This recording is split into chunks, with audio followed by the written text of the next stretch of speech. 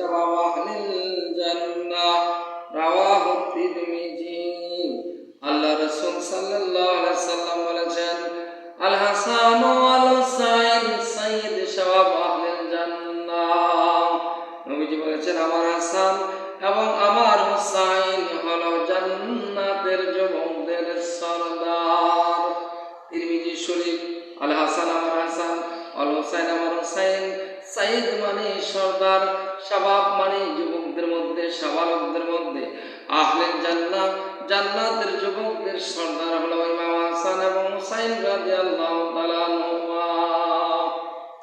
তিরমিজি শরীফের মধ্যে সেই নবীর আওলাদ রাসূলদেরকে দুষ্ট কাফের জিদ নির্মমভাবে চক্রান্ত করে একের পর এক শহীদ করে দিয়েছে।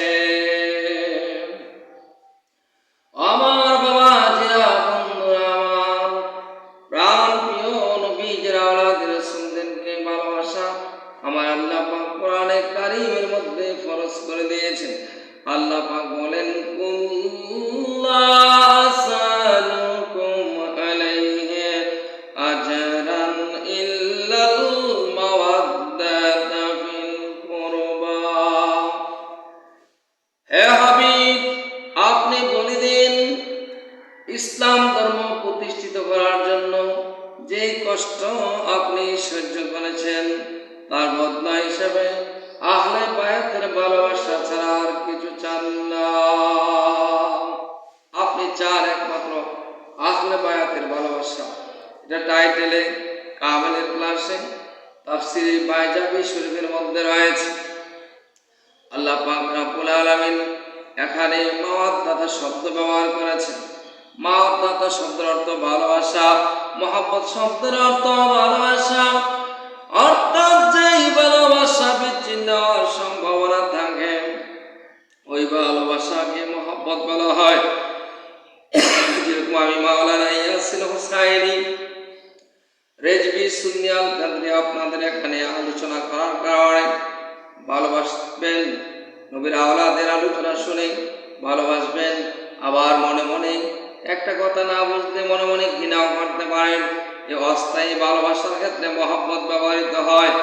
আর যে ভালোবাসা চিরস্থায়ী ভাবে ভালোবাসতে হবে, রিয়েলি ভাবে প্রকৃতভাবে ভালোবাসতে হবে, যে ভালোবাসার জন্য জীবন কুরবান করতে হবে, শহীদ করতে হবে, অর্থাৎ জীবন দিয়ে দিতে হবে, ওই ভালোবাসাকে আরবিতে মাওয়াদ্দাতা বলা হয়েছে। এই জন্য আল্লাহ পাক রব্বুল আলামিন এখানে মহব্বত শব্দ না লাগাইয়া মাওয়াদ্দাতা শব্দ ব্যবহার করেছেন।